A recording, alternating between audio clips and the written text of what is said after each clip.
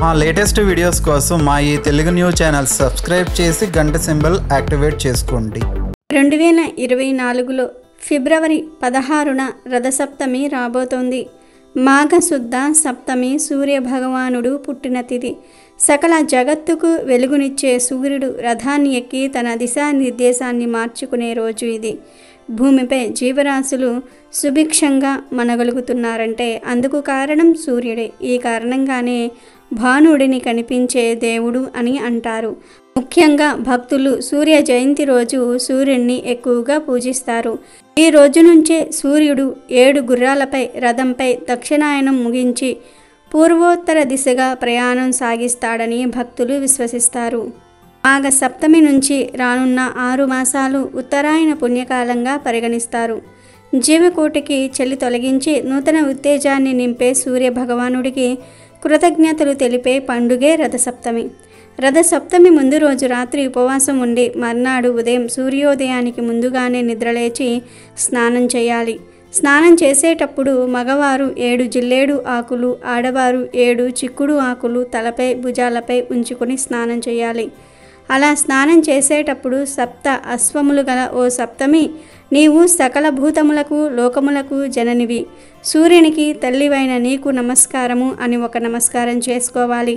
రథ సప్తమి రోజు ఆలయంలో విశేష పూజలు జరుగుతాయి. రథ సప్తమి అంటే సూర్య భగవానుడి పుట్టినరోజు. సూర్యుడు 7 అశ్వాలతో కూడిన రథాన్ని అధిరోహించి వస్తాడన్నది మనకు తెలిసిందే. మన్వంతర ప్రారంభంలో మాఘశుద్ధ సప్తమి నాడు సూర్యుడు తొలిసారి రథాన్ని అధిరోహించి భూమిపై అవతరించాడు. అందుకే రథసప్తమిని పూజ్యమైన రోజుగా భావిస్తారు. సూర్యుడే లేకపోతే లోకమంతా చీకటిమయంగా ఉంటుంది. సూర్య భగవానుణ్ణి ప్రసన్నం చేసుకోవడానికి ఈ ప్రత్యేక దినాన ఆదిత్య హృదయం చదువుతూ పూజలు చేయాలి. అయితే ఈ రథసప్తమి రోజు ఆడవారు మర్చిపోకుండా ఈ రంగులో ఉండే చీరను కట్టుకుంటే చాలు, భర్తకు నిండు నూరేళ్ల ఆయుష్ కలుగుతుంది. డబ్బుకు లోటు అనేది రాదు. దీర్ఘ సుమంగళి యోగం సిద్ధిస్తుంది. మీకు ఉన్న కష్టాలన్నీ కూడా పోయి లక్ష్మీదేవి అనుగ్రహంతో కుబేరులుగా మారిపోతారు. రథ సప్తమి రోజు ఈ రంగు దుస్తులు ధరిస్తే సూర్య భగవానుడి అనుగ్రహం పరిపూర్ణంగా సిద్ధిస్తుంది. సంవత్సరమంతా కూడా ఐశ్వర్యానికి లోటు రాకుండా ఉంటుంది.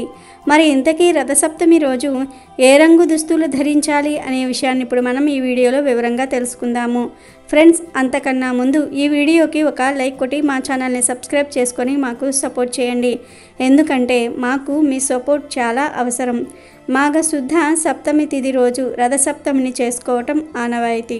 కోణార్క్లోని సూర్య దేవాలయంలో, అరసవల్లిలోని సూర్య దేవాలయంలో రథసప్తమిని పురస్కరించుకొని మహావైభవపేతమైన ఉత్సవం జరుగుతుంది. కోణార్క్లో జరిగే ఈ రథోత్సవాన్ని చూడడానికి దేశ నలుమూలల నుండి భక్తులు తండోపతండాలుగా వస్తారు.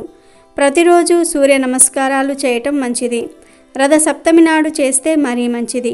ఈరోజు ఆవునేతితో దీపం వెలిగించి సూర్య భగవానుడికి నమస్కరించుకుంటూ నది లేదా చెరువుల్లో వదిలితే మంచిది. సూర్యుడిని ఎర్రటి పూలతో పూజించటం శ్రేష్టం. రవితేజునికి రేగిపళ్ళు ఇష్టం కనుక ఈరోజు రేగిపళ్లను పరమాన్నాన్ని ఆతిథ్యునికి నైవేద్యంగా సమర్పించాలి. ఇతర మాసంలోని సప్తమి తిథుల కన్నా మాఘమాసంలోని సప్తమి తిథి చాలా విశిష్టమైనది. ఎందుకంటే స్వామివారి నిజరూప దర్శనం కలిగేది రథసప్తమి రోజే. మనం ప్రత్యక్ష దైవంగా సూర్యుని ఆరాధిస్తాం. నిత్య దేవతారాధనలో సూర్యోపాసన, సూర్య ఆరాధన ఎంతో ప్రాచీనమైనది. భగవంతుని కార్యాలైన సృష్టి, స్థితి మరియు లయలలో స్థితికి ప్రధానమైనటువంటి సూర్యుడు ప్రత్యక్షంగా పూజలందుకుంటున్నాడు. సూర్యుడు వర్షాన్నిస్తాడు, శరీరానికి కాంతినిస్తాడు, ప్రపంచాన్ని చూడగల కంటికి వెలుగునిచ్చి అన్నిటినీ చూసే శక్తినిస్తాడు. ఎండ ద్వారా తడిని పోగొట్టి అక్కడ పుట్టే వివిధ క్రిమికీటకాల ద్వారా వ్యాధులు రానికుండా రక్షిస్తాడు. సూర్యుడు ఆరోగ్య ప్రదాత. ఆర్జమిస్తే చాలు అష్ట ఐశ్వర్యాలను ప్రసాదిస్తాడు. ఉత్తరాయణ పుణ్యకాలంలో సూర్యుని గమనం దక్షిణ దిశము నుండి ఇతర దిశకు మారే పర్వదినమే రథసప్తమి. రథసప్తమి నాటి బ్రహ్మ ముహూర్తంలో ప్రముఖ నక్షత్రాలన్నీ రథాకారంలో అమరి ఉండి సూర్య రథాన్ని తలపిస్తాయని ప్రతీతి. ఈ రోజు నుండి సూర్యుడికి భూమి దగ్గరవటం ప్రారంభిస్తుంది. భానుడి శక్తి భూమికి పుష్కలంగా లభించటం మొదలవుతుంది. సూర్య ఆరాధన వలన విజ్ఞానము, సద్గుణం, వర్చస్సు, మనోబలం, ఆయుష్, దానం, సత్సంతానం, శారీరక బలం కలగటమే కాక సర్వ పాపాలు తొలగిపోతాయి. వాత, పిత్త, క్షయ, కుష్టి వంటి వ్యాధులకు సైతం విముక్తి లభిస్తుందని వేదోక్తి. ఇక ఎంతో పవిత్రమైన రథసప్తమి రోజు ఆడవారు ఎరుపు లేదా ఆరెంజ్ లేదా పింక్ కలర్లో ఉండే చీరను కట్టుకుంటే చాలా మంచిది. ఈరోజు ఆడవారు ఈ రంగులో ఉండే చీరను కట్టుకుంటే భర్తకు నిండు నూరేళ్ల ఆయుష్ కలుగుతుంది. దీర్ఘ సుమంగళి యోగం కలుగుతుంది. ధనానికి లోటు రాదు. లక్ష్మీదేవి అనుగ్రహం మరియు సూర్య భగవానుడి అనుగ్రహం కూడా లభిస్తుంది. సంవత్సరమంతా దేనికి లోటు రాకుండా ఉంటుంది. చీర అనే కాదు, డ్రెస్సులు వేసుకునేవారు కూడా ఈ రథసప్తమి రోజు ఈ రంగులో ఉండేవి వేసుకుంటే మంచిది. ఆడవారనే కాదు, మగవారు, పిల్లలు, పెద్దలు అందరూ కూడా ఈ రథసప్తమి రోజు రెడ్ లేదా ఆరెంజ్ లేదా పింక్ కలర్లో ఉండే దుస్తులు ధరిస్తే చాలా మంచి జరుగుతుంది. సంవత్సరం అంతా కలిసి వస్తుంది. ఇంకొక ముఖ్య విషయం ఏమిటి అంటే ఈరోజు ఎట్టి పరిస్థితుల్లోనూ కూడా బ్లాక్ కలర్లో ఉండే దుస్తులు మాత్రం ధరించవద్దు. దాని వలన సంవత్సరం అంతా కష్టాలు ఎదురవుతాయి. కాబట్టి అందరూ కూడా రథసప్తమి రోజు గుర్తుపెట్టుకుని ఈ రంగులో ఉండే దుస్తులను ధరించి సంవత్సరమంతా సూర్య అనుగ్రహంతో ఆరోగ్యంగా ఆనందంగా జీవించండి. సూర్యగ్రహణంతో సమానమైన పుణ్యాన్ని ఇచ్చేది రథసప్తమి. ఈరోజు స్నానం అనంతరం జిల్లేడు, రేగు, గరిక, అక్షింతలు, చందనాలు కలిపిన నీటితో కానీ పాలతో కానీ రాగి చెంబు గుండా జలాన్ని ఆజ్యమివ్వటం శ్రేష్టం. ఈరోజు సూర్యుని ముందు కొత్త గిన్నెలో పాలు పొంగిస్తారు.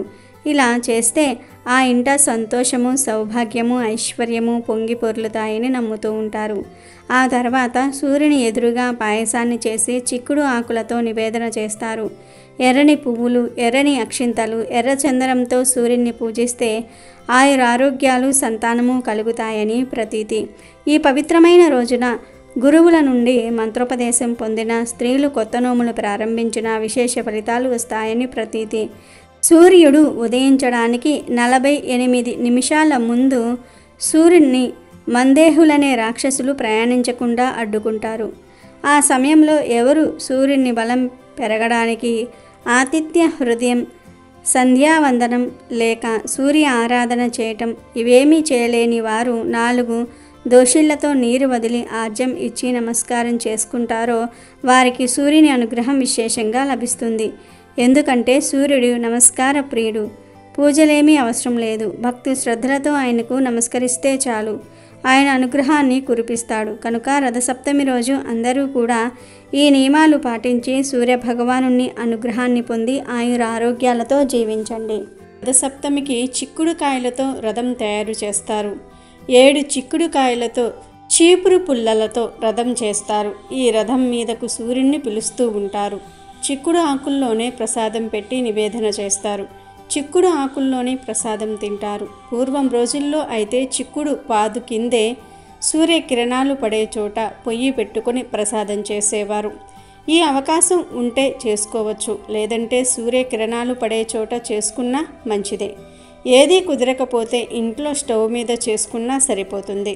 వండే ఆహారానికి ఎండ తగిలితే వచ్చే ఆరోగ్యం వేరు. దీనిని ఓపెన్ కుకింగ్ అంటారు. పూర్వం ఓపెన్ కుకింగ్ ప్రచారంలో ఉండేది కాబట్టి రథసప్తమి రోజు కుదిరితే ఎండ పడే చోట పాయసాన్నం తయారు చేసుకోండి. అప్పుడు ఆ పాయసం మరింత అమృతతుల్యం అవుతుంది. ముందు పాలు పొంగించి పొంగుతున్న పాలల్లో బియ్యాన్ని వేయాలి. కడిగిన బియ్యం పక్కన పెట్టుకుని ఆ బియ్యాన్ని 3 సార్లు వేసేవారు కొంతమంది. బియ్యాన్ని కడగకుండా నెయ్యి రాసి వేసేవారు ఇంకొంతమంది. ఎవరి అలవాటును బట్టి వారు పాయసం చేసుకుంటూ ఉంటారు. పొంగిన పాలను సూర్యనారాయణమూర్తికి చూపించి నమస్కారం చేసుకుని బియ్యం వెయ్యాలి. ఇందులో కిస్మిస్లు, జీడిపప్పు ఏమీ వేయకూడదు. పాలతో బియ్యాన్ని ఉడికించి ఆ పాల పాయసాన్ని సూర్యుడికి సమర్పించాలి. చక్కగా ఎక్కడైనా సరే అలికి ముగ్గు వేసి కుంపటి ఏర్పాటు చేసుకుని పాయసం వండాలి. పక్కనే పద్మాల ముగ్గు వేసి చిక్కుడుకాయ రథం ఉంచి అందులోనికి సూర్యనారాయణమూర్తిని ఆవాహన చేసి ప్రసాదాన్ని పెట్టాలి. అయితే ఉడికే పాయసంలో కొన్ని ప్రాంతాల వారు చిక్కుడు గింజలు వేస్తారు. ఒక వెండి పళ్ళెంలో చిక్కుడు ఆకులు పరిచి దాని మీద వేడివేడి పాయసం వేసి నివేదన చేసుకోవచ్చు. వేడి పాయసం చిక్కుడు ఆకు మీద పడగానే దానిలోని రసం పాయసంలోనికి వచ్చేస్తుంది. చిక్కుడులోని ఔషధాలు బయటకు వస్తాయి. మనం ఎప్పుడూ చిక్కుడుకాయలు తింటూ ఉంటాం, కానీ చిక్కుడు ఆకుల గురించి పట్టించుకోము. చిక్కుడు ఆకులలోని ఔషధాలు శరీరానికి అందడానికి పెద్దలు ఏర్పాటు చేసిన పద్ధతి ఇది. చిక్కుడు ఆకుల్లో పెట్టిన నైవేద్యం చాలా బాగుంటుంది. దీని వలన ఆరోగ్యం సిద్ధిస్తుంది. జీవితానికి నియమబద్ధమైన జీవన విధానం అలవాటు అవుతుంది. ఇంట్లో ఆనవాయితీ లేకపోయినా రథసప్తమి పూజ ఎవరైనా సరే చేసుకోవచ్చు. చాలామంది ఆనవాయితీ ఉంటేనే చేసుకోవాలా అని అనుకుంటూ ఉంటారు. కాకపోతే పూజ అనేది ఎవరైనా సరే చేసుకోవచ్చు. అమెజాన్లో బెస్ట్ డిస్కౌంట్స్ కోసం వీడియో డిస్క్రిప్షన్లో లింకు ఉంది, చూడండి. అలాగే మా టెలిగ్రామ్ ఛానల్ సబ్స్క్రైబ్ చేసుకోండి.